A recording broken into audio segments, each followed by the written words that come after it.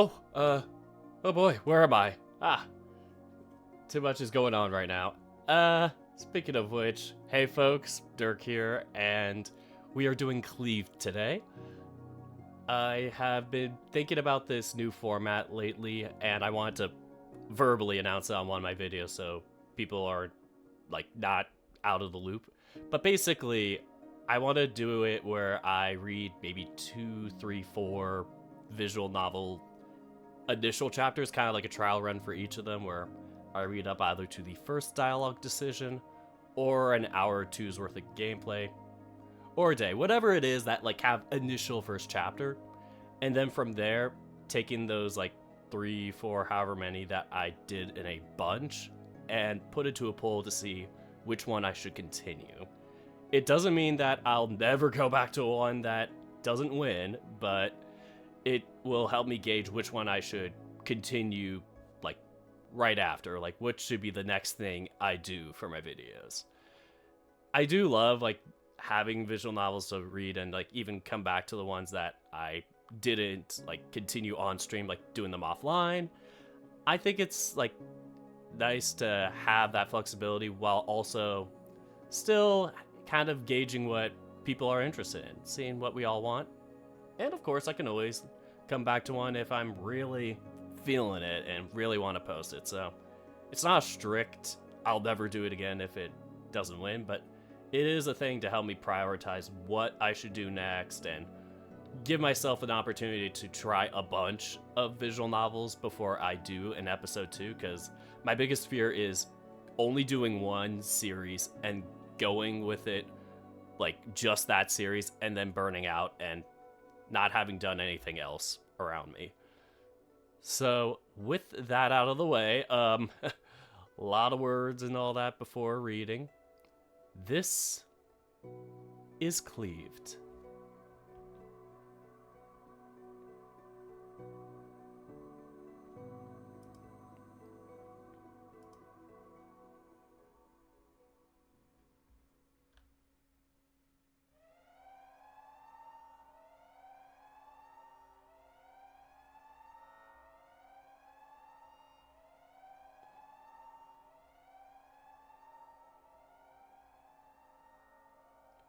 I'm firstly awoken from my sleep.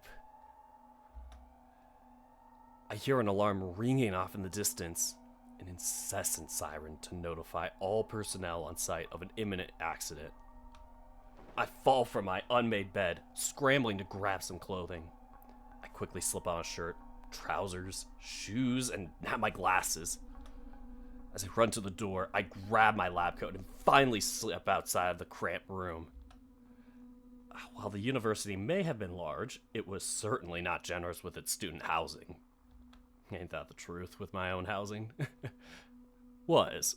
Anyway, thankfully, it didn't take me long to rush past the security doors and other frantic students and personnel. They were either trying to escape the premises or direct the flow of traffic out of the building. Most students took the instructions easily. Unfortunately for me, I'm not most students. My fellow students can only imagine what kind of accident has occurred to set off alarms at our prestigious university. Yet, this curiosity does not deter them. The students of Rockford Hills are handpicked by the dean of the university as they seek gifted individuals and cultivate projects with the greatest potential. I am fortunate enough to count myself among these students. I am even more fortunate that my chosen field of research is one that has received a lot of press from both my colleagues and my professors. I was happy to have my colleagues be so interested in the success of my project. However, it quickly turned into a necessity rather than a passion. And maybe my work became less about furthering my own ideas, and more about others deciding the results of what I did. As miserable as I've been, falling more and more into this cesspit that they'd created with this incessant urge to check off their lists, I guess I was happy to know that it was nearly done. However, this knowledge made the current situation all the more infuriating. The second I thought I was finally onto something, my work was about to blow up on my face. Literally. Fortunately, I finished my long run from the coast side. Whoops. The east side. Fortunately, I finished my long run for the east side of the student housing and finally make it to this. The east side really threw me off. Fortunately, I finished my long run from the east side of the student housing and finally make it to the physics center. Looking around the open foyer, an abundance of scattered papers and upturned office equipment meet my gaze. The building's been completely evacuated. Come on, I have to make it! My throat burns from yelling that as I make it to the elevator door, slamming my fist into the panel. Sub-level 3. Gotta get there fast! Shit! As redundant as that word is, it's all I can say as I'm faced with the situation before me. Oh, fuck. In the center of the room stands my machine. A construct made with the intention of exploring the furthest edges of reality. Cost me almost everything here. Time, space, money, friendships. Before there it was. But there it was. And as I suspected, something's wrong. How does this happen? I made sure to shut it down. There shouldn't be any of these God! There shouldn't be power in any of these segments. Suddenly, like a macabre puppet show, loose objects get yanked into the air and are consumed by the ever-growing expanse of a wormhole.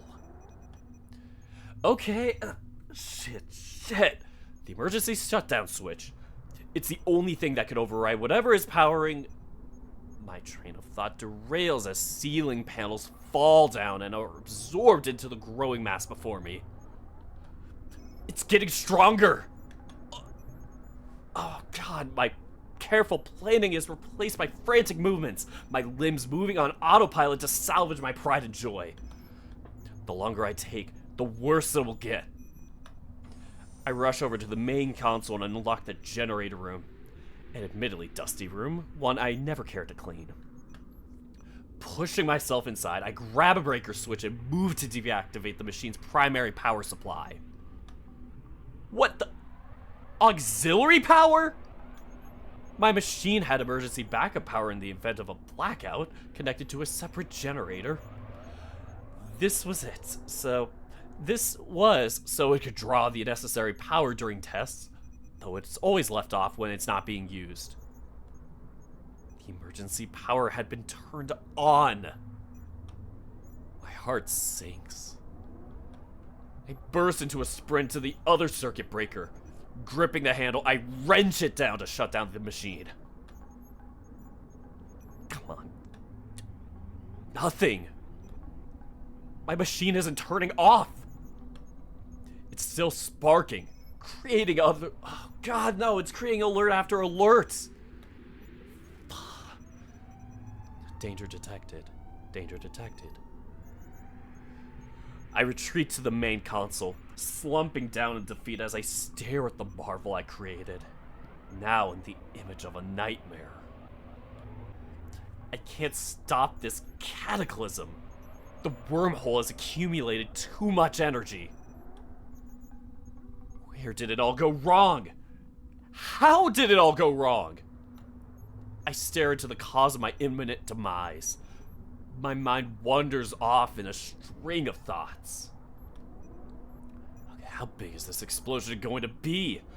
If I ran away, would I even get far enough to escape it? Am I going to die? It makes my back shiver and it makes my eyesight become cloudy. Damn it, am I crying at all times now? Through blurry vision, I look around the room, thinking back to all the memories I made with my colleagues. I think back to Wally's ideas on how to design global telecommunications that wouldn't rely on satellites. I remember how Caitlin would show me her progress on genetically engineered bacteria to aid brain development and control mutation. She said it was her attempt at curing diseases. Oh, and then Sanders. Never spoke to him much, but he was a true scientist. The crazy bastard was doing his best to combine various dangerous elements to see if he could create an infinitely renewable clean energy source.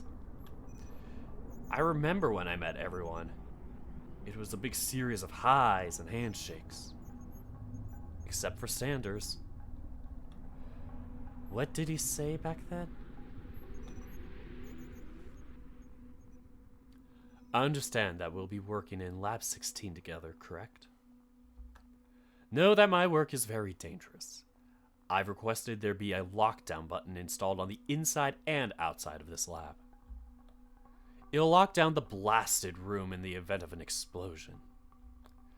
The materials are designed to absorb kinetic energy, so while there's no guarantee, it should help. Why is there one on the inside? In case we can't get out and need to play the hero, that's why. You can't change someone else's life unless you're willing to sacrifice your own. Wise words, Sanders. A tad too pessimistic for my liking. But wise words nonetheless. A heavy scratching sound drags me back from the thoughts of better times. I duck out of the way as the catwalk above me is torn from its hinges and dragged across the floor towards the portal. I guess I don't have a choice. Sanders' mantra comes to the forefront of my mind. I dry my tears, snapping myself back to reality. Something needs to be done, right? While there may be no guarantee, if I can at least engage the lockdown, there's a chance of mitigating it.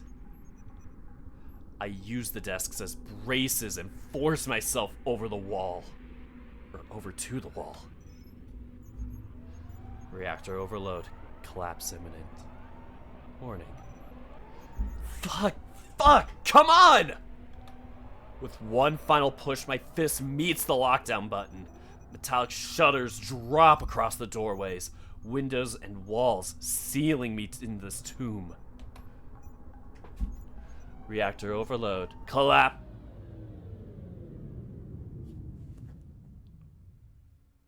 Ah, fuck.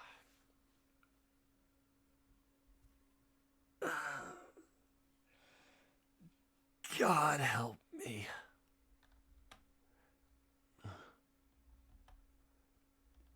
It's cold. Wait. It's cold? Why is it? How? Oh, so by starting off the reactor's power system early, you got involved to try and stop it. And you set off a new chain of events. Hey, wait a second. Are you awake? Well, this was unexpected. Listen, I don't mean to interrupt, whatever this is, but I need you to do something for me. The chain of events is getting more and more stretched thin. With all due respect, you might be on the verge of losing yourself. Before you doze off, I need you to remember your name for the both of us. What is your name? I am just gonna go with my name, Dirk. Ah, Dirk. So that's what your name is. It's been so long I honestly couldn't remember. Regardless, I don't really care for much else, nor do I know what's about to happen to you. However, this should be interesting to watch. So don't die too quickly. My eyes jolt open, and my gaze spins wildly around in this strange, unfamiliar place.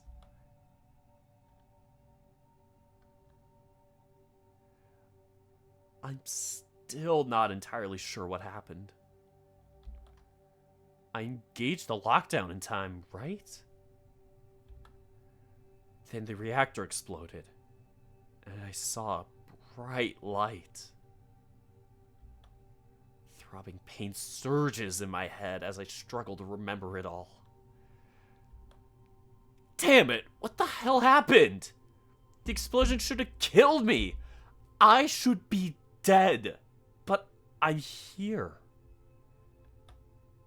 Wherever the hell here is. It felt pointless to think of it. I looked down at my body.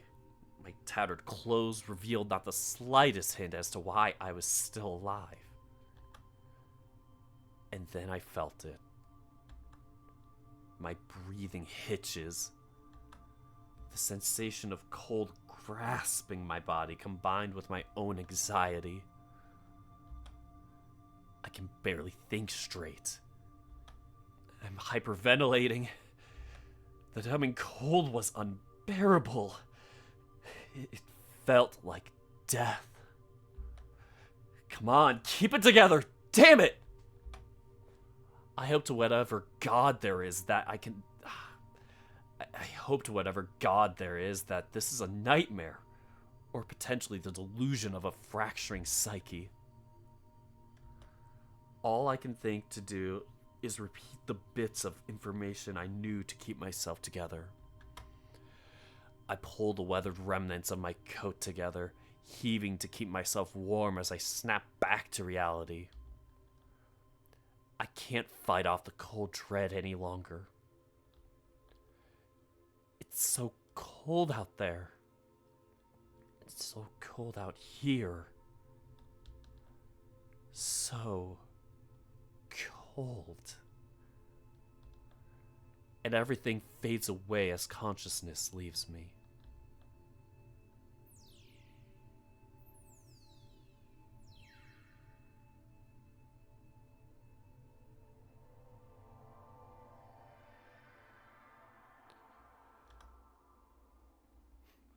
My first glance at that was, is this Earth? But oh boy, this is not Earth. So far, quite intriguing.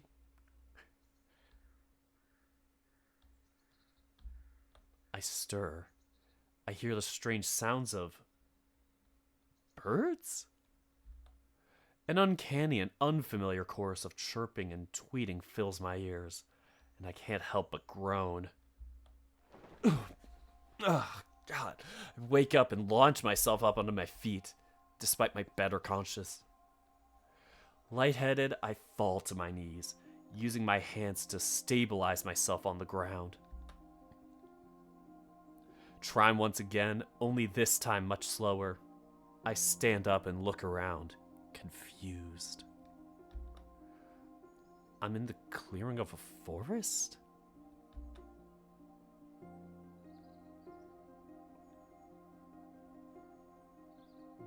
Seeing the sun in the sky,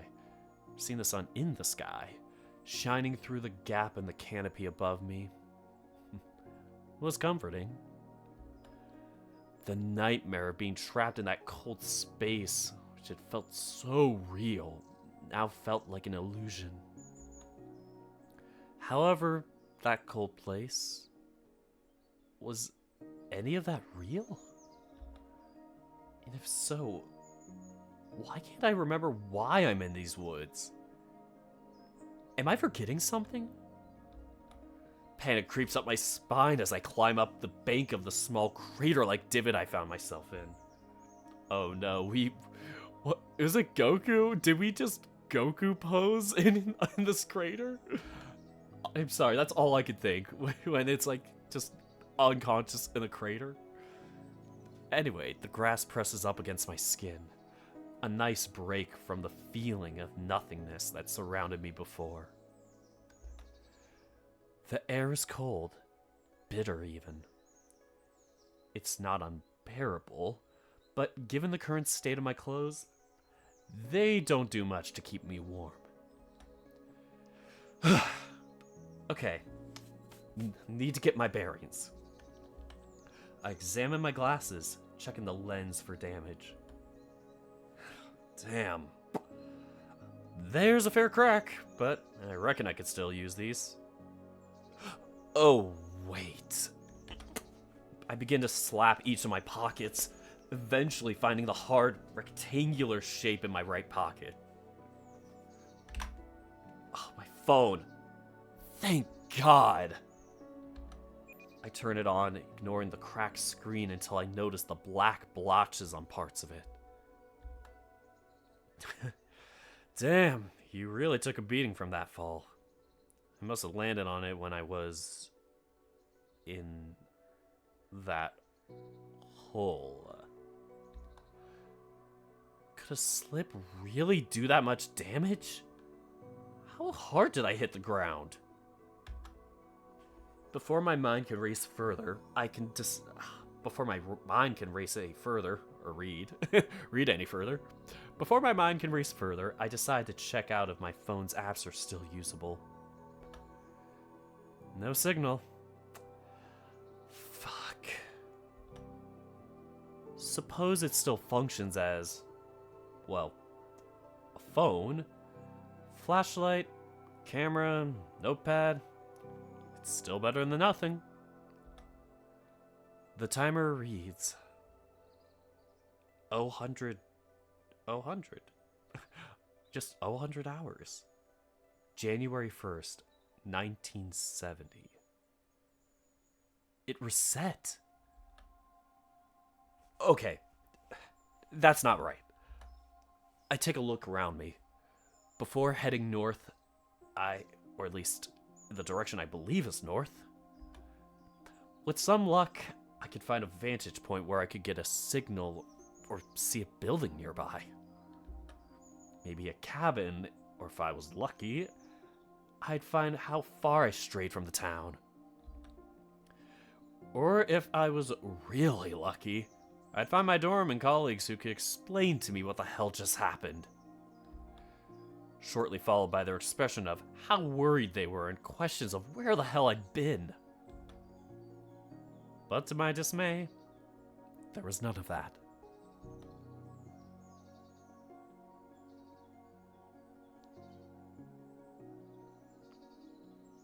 What in the world is going on here? My panicked voice does nothing to hide my timidness as I sink back against a tree, fighting to catch my breath. Okay, calm down. I look out to the town in front of me. There's no way I'm there is no way I'm chancing staying out in the woods for a night in this place. Wherever that may be. To avoid falling over, I carefully make my way down the hill.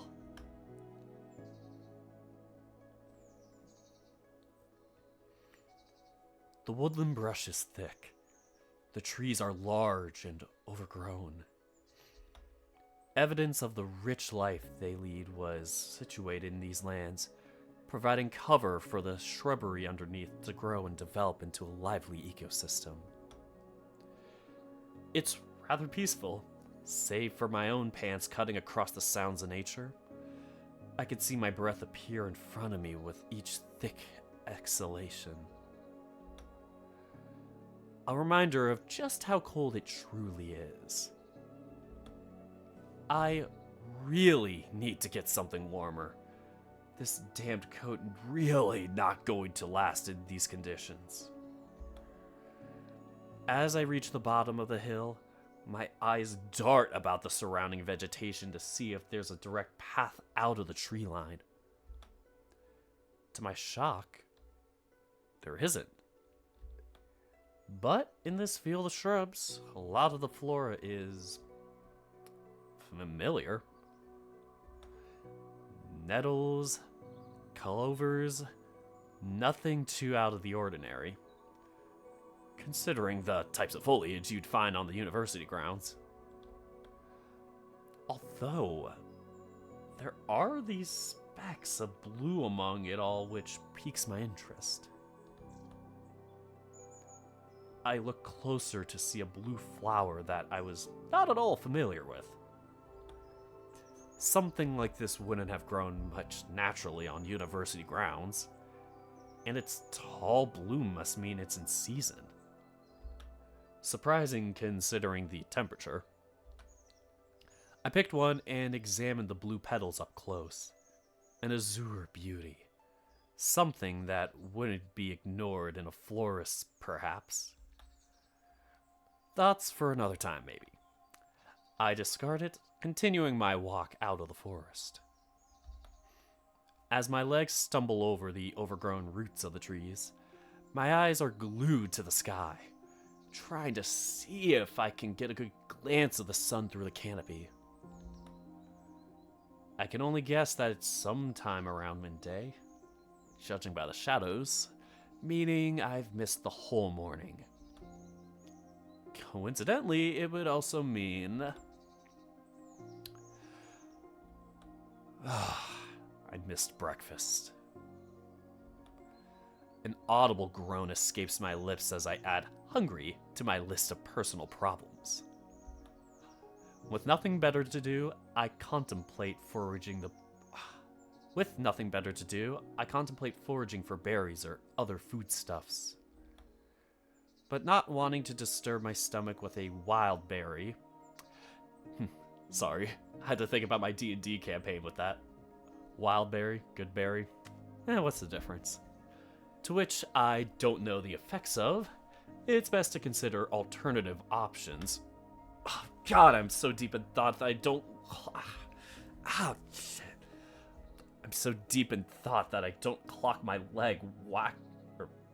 I'm so deep in thought that I don't... that I don't notice and clock my leg whacking along a thick root, causing me to tumble and roll forward into an old tree. Setting myself upright, I take my frustration out on the bark, bashing the side of my fist into it, only for a pain to smash onto my skull, leaving a nasty ache. Oh, fuck you, tree! I finish rubbing my head in pain and glare at the ground, wanting to see what the hell hit me. It's an apple? Yellowed, almost golden, actually, a bit bruised and clearly unripe, but an apple nonetheless. I'm sorry, tree. I take a bite, the skin flaking in my mouth as the familiar sour taste coats my tongue. Tart. Very tart. But it's better than starving. I stand up, appreciating my changing luck, and continue on my march. But again, I feel like I'm forgetting something. Okay. Dirk, what do we remember? I remember heading to my research lab. Something there blew up, a big flash of light. I almost froze to death, before a voice and more bright lights distracted me. Another sigh escapes me. Yeah, because that all makes sense. God, I sound like I belong in a fucking institution. Let's just hope this is a vivid dream. I exit the tree line and find a well-worn path that leads to the gate I'd seen from the hillside. Another minute or so, and I notice myself getting closer and closer to the city. Ooh, a shining beam. Sorry, I keep acting like this is my first time, but it's kind of fun to just pick on those comments I noted for my first improvised read around. Or I shouldn't say improvise, but I am trying to read what I play before I do it, just in case there's anything I need to cut out or how to gauge it. Back to the story. The few shops and stalls they have outside these walls seem abandoned. Rickety, unkept, a few wooden flames. Oh god, just a few wooden flames. Just as you normally would see. but the few shops and stalls they have outside these walls seem abandoned. Rickety, unkept, a few wooden frames clearly rotting. No one occupies them, and there's no commotion out front, yet their equipment remains placed. Weird. Seeing no one at the gate, I press onward, walking through the old. My brain getting old. Seeing no one at the gate, I press onward, walking through the old stonework. And as I said, my brain's getting old, there are gonna be at least 10 people I know complain about me calling myself old. You know who you are. It's rather impressive to see. The stones are put together with some sort of high-quality concrete, or mortar. And that's when my eyes turn wide as I see some of the pedestrians walking the streets. They were tall and hairy, with tails? Tails! Ah! I looked down at the apple, questioning if the odd flavor had something to do with what I was seeing. My panicked expression draws attention from one of those creatures. Whoops. My panicked expression draws attention from one of these creatures, not even 2 meters away from me. Guards of the realm! What is that? Guards! Guards! Come quick! Oh, I was pretending to be the guards. This is a very big stranger. Guards of the realm, what is that? Guards! Guards, come quick! I immediately back away as I see a crowd form. Mothers holding back their children, men giving me disgusted looks, and young lads who were simply puzzled. Oi, beast! You better have these nasty paws of yours raised by the count of 3, or I'm gonna got you. I let out a gasp as I finally get a good look at these beasts' faces. Muscles, long fur, and, in this case, a nasty, intimidating snarl. Snarl. I swear I said snarl. Not unlike that of a wolf. As if on instinct, I follow their commands in a somewhat ironic scenario, swiftly raising my hands to look less threatening. Oh, I hear the little boops. I wasn't sure if I had hit something.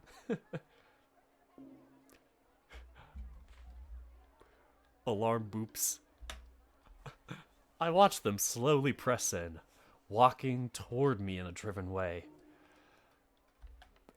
Whoa, please. I'm not here to cause trouble.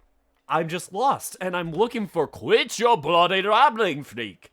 On your knees, you're going to the dungeon. I freeze up, honestly scared of what these men, these beasts are going to do to me. Hey, before I could say any more, I'm interrupted by the loud, thundering sound of feet hitting the ground in rapid succession. I look to my right, and within seconds, a flash of orange streams past my eye. Holy! A slim figure quickly jumps into the air and delivers a swift kick to one of the guard's faces, sending him back away from me. The other guard goes to rush this unknown person. He quickly presses his feet hard into the ground and launches himself backwards away from his pursuer to my direction. If I could be very nitpicky... Oh! Ah! Sorry, I'm so sorry. I am so sorry.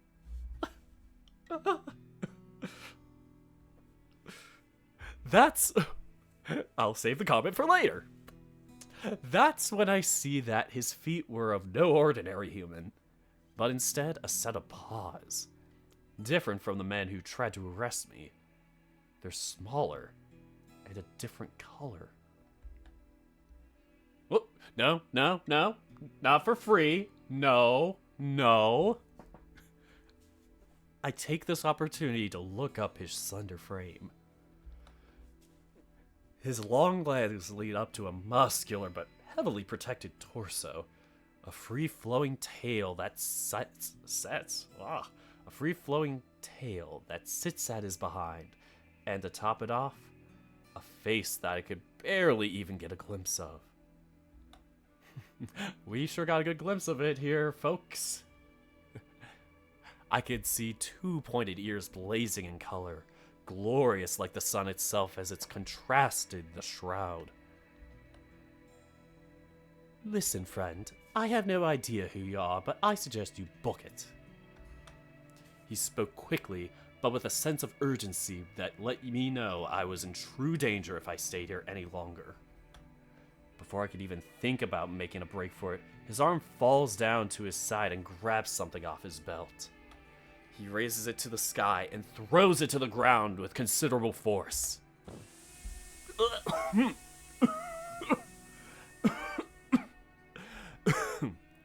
It releases some sort of thick layer of smoke that covers the open space in seconds. Run! You even think about running, Rons, and I will make sure that whatever the hell I was going to do to you is 10 times worse. Fear quickly sinks in as I realize I was faced with a choice that could put my life in serious danger. Do I follow this unknown stranger in the hopes of securing shelter and maybe even finding my way back home?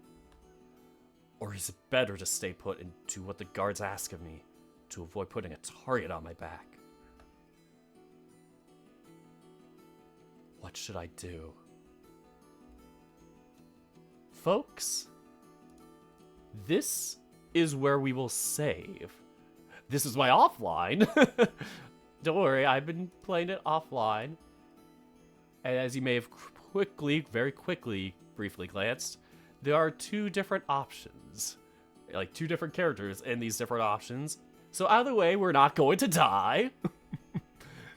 So, chat. I keep saying chat because of streaming. Comments. Whatever you are. People out there. This is up to you. I will reveal myself again. You can choose one of 2 options. I will have both recorded. But this is something that I'll put to a poll to see which one we should tackle first. This will be fun. So, this will be all for this episode, but I am pretty sure I'll release at least one of the episodes right back to back. Maybe both if y'all are very nice. Either way, I am really interested to hear your thoughts. Both of the routes so far I've been doing have been good. I don't know if they're like actual like full-on character routes yet, but you know, the 2 different paths we take so far. Anyway, this has been great. Thank you all so much for watching this episode, and until the next one, it is not here, but that is okay. I have an audio soundbite on a different channel. Goodbye, and take care, folks.